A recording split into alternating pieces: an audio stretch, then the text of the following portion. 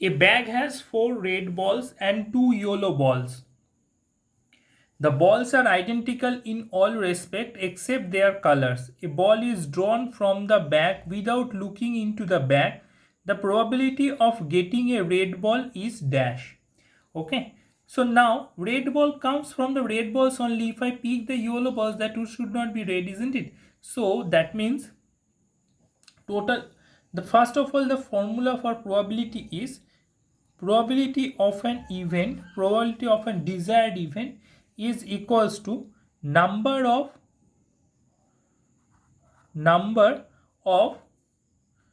the number of the desired ball color. Here it will be number of desired ball color, number of desired events, that is number of desired events by number of total event. Okay, so number of desired event is 4, since we want a red ball, so 4 red balls is there, and number of total event is 4 plus 2, that is 4 balls plus 4 red balls plus 2 yellow balls, so 4 by 6, so that is 2 by 3. Okay, so option B will be our answer. Option B will be our answer. A bag has 4 red balls. I am explaining again. A bag has 4 red balls and 2 yellow balls.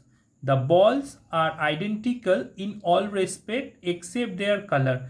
That means the size and shape of the ball is same except their color, means other than their color, because it is written na, that some balls are red and some are yellow. Okay. Next is a ball is drawn from the bag without looking into the bag. That means just we are taking out a ball and doesn't look into the bag. So the probability of getting a red ball. First of all, the formula to determine probability of an desired events is, if we divide number of desired events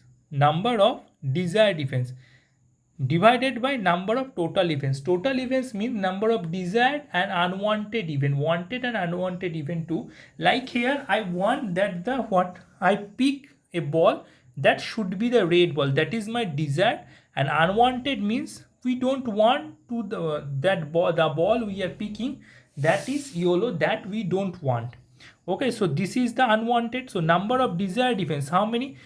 The 4 are desired events because 4 numbers of red balls are there. Okay, so this is the 4, that was the desired event is 4, and the total events means number of desired and number of non-desired. That means number of desired is here 4 red balls and number of non-desired is here 2 yellow balls. So 4 plus 2 is equals to 6. See, 4 by 4 plus 2 equals to 4 by 6.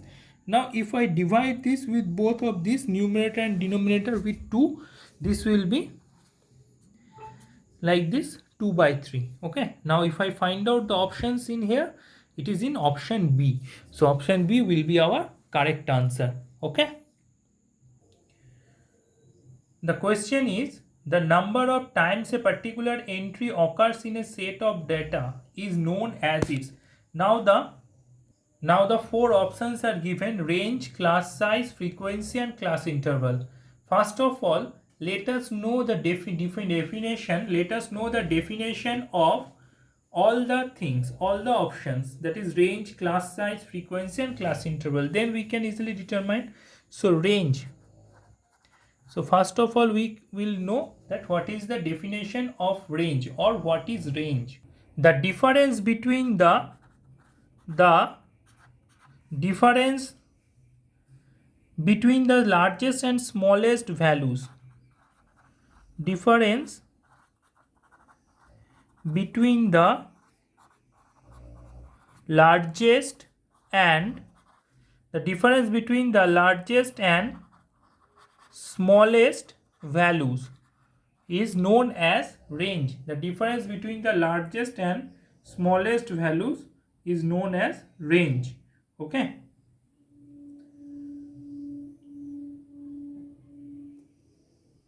Next is class size.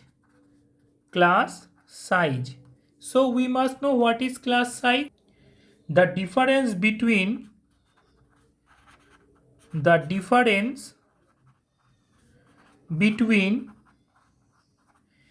upper and lower boundaries, the upper and lower boundaries,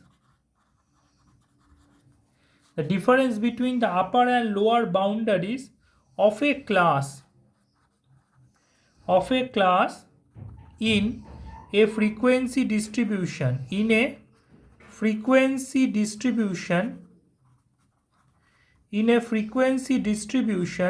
is known as class size. Okay, now comes to the frequency. I am not writing because this is the definition of frequency. The number of times a particular entry occurs in a set of data is known as its frequency. Okay, so option C is our answer. But let us know all the things for our knowledge. Next is class interval. So do you know what is class interval? Because might be it come in your examination. Okay, so for that, for knowledge, we should know what is class interval. The size of each class, the size of each class into which a range of a variable is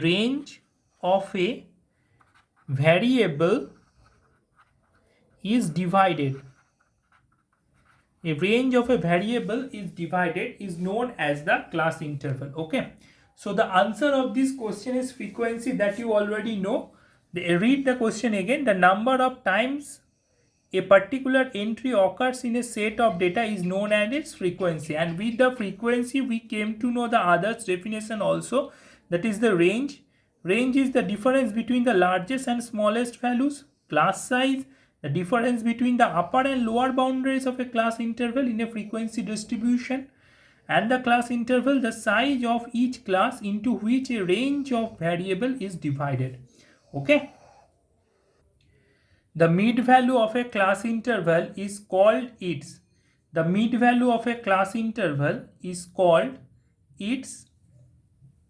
class mark.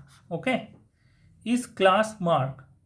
The mid value of a class interval is called its class mark. But we should also know the definition of this class limit, class width, and range. Range already we came to know, isn't it? So let us know the definition of class limit. Class limit is corresponding to the class interval. The class limit may be defined as the minimum value and the maximum value the class interval may contain. That is known as the class limit. Okay, next is class width. Class width refers to the difference between the upper and lower boundaries of any class. Class width refer to the difference, you can note it down. Class width is the difference between the upper and lower boundary of any class. Okay, that is called class width. Understood? So moving to the next question. In a school, only 3 out of 5 students can participate in a competition. What is the probability of the students who do not make it to the competition? Let us understand the question first, that every 3 out of 5 students can participate in the competition.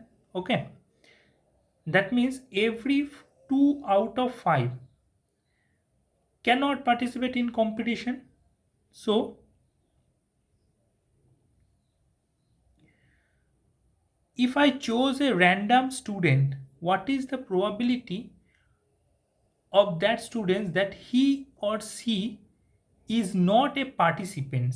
That in the questions want to know. Okay, I don't want to know, in the question they don't want to know if you choose a student that he is participating, that they want to know. He is not participating, that they want to know, that the probability of that is, that means non-participants, probability of non-participants. Okay, So let us determine. So that means only 3 out of 5 students can participate. So that means only 5 minus 2, sorry 3, that is 2 out of 5 students cannot participate. Okay, so that probability we want to know. So probability of this event is equals to 2 by 5. So 2 by 5 is 0.4. So option B is our correct answer. Okay, why 2? Non-participant, number of desired event is 2, number of total event is 5. So that's why it is 2 by 5 is equals to 0.4. Okay.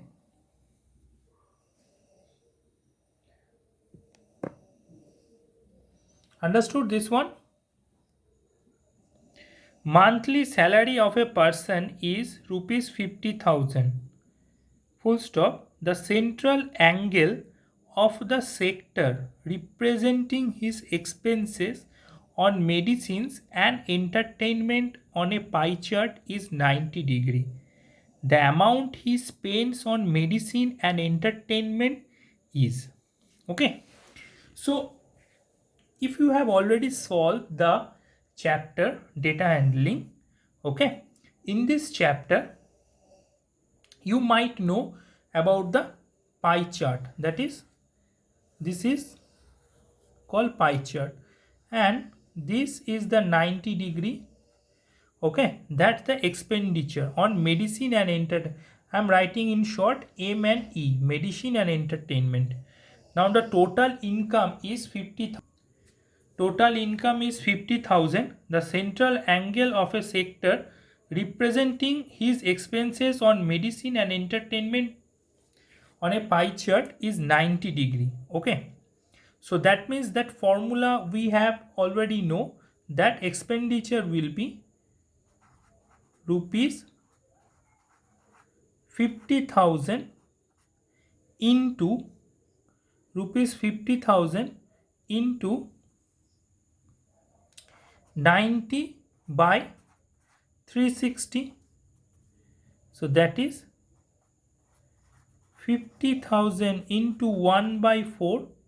So this will be equals to rupees 12,500, isn't it? Rupees 12,500. So option B is our correct answer.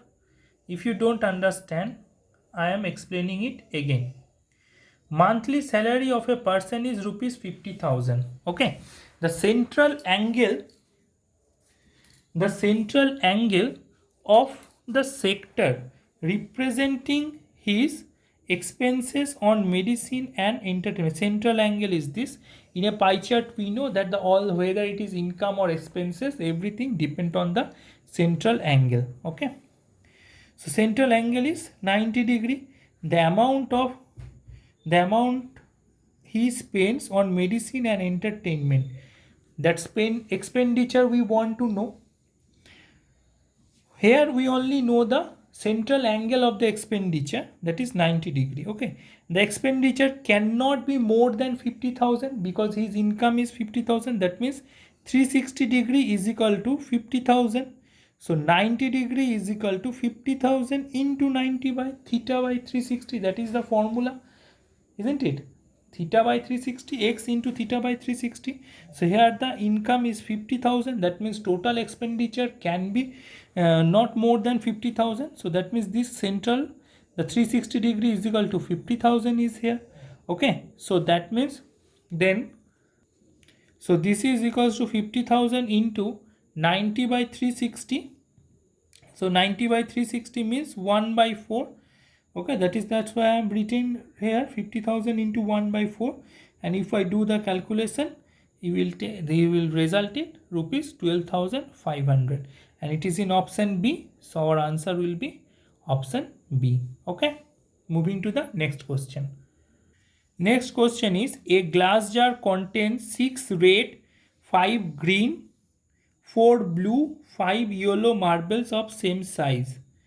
Hori takes out a marble from the jar at random. What is the probability that the chosen marble is of red color? Okay, so in a glass jar contains how many colors are there? 4 colors. One is red, second is green, third is blue, and fourth is yellow. Okay, the number of balls of red color is 6, number of glass jar, number of marbles, actually not balls, marbles, number of green marbles is 4, number of blue marbles is 5, number of yellow marble is also 5. Okay, now Hori takes out a marble from the jar. Now Hori wants that the marble should be red, so that means desired event is red.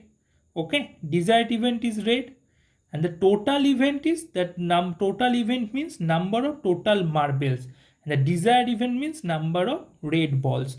We already know from the formula that probability of an event is equals to number of desired events by number of total events, number of desired events by number of total events. So number of desired events is 6. Since see here red balls we want, so number of red balls is 6, so that's why desired event is 6. Now number of total events, so how many marbles are there? 6 red, so 6 plus 5 green plus 4 blue plus 5 yellow. Okay, now if we calculate it, 6 by 6 plus 5 plus 4 plus 5, so 6 plus 5 is 11. Okay, 11 plus 4 is 15, 15 plus 5 is 20. Okay, let us check the calculation once again. 6 plus 5 is 11, 11 plus 4 is 15, 15 plus 5 is 20. Okay, now let us find if there is any common factor present between this 6 and 20 or not. Yes, there is a common factor, that is 2. So we will divide it with 2. So that means the probability becomes 3 by 10. The probability becomes 3 by 10. Okay, 3 by 10. Now this 3 by 10 is in option B. So our answer will be option B. Okay, understood?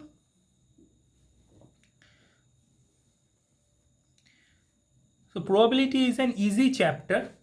Okay, if you understood this chapter, a little type of maths are there. That means 2 or 3 or maximum 4 types of maths are still there in your class 8.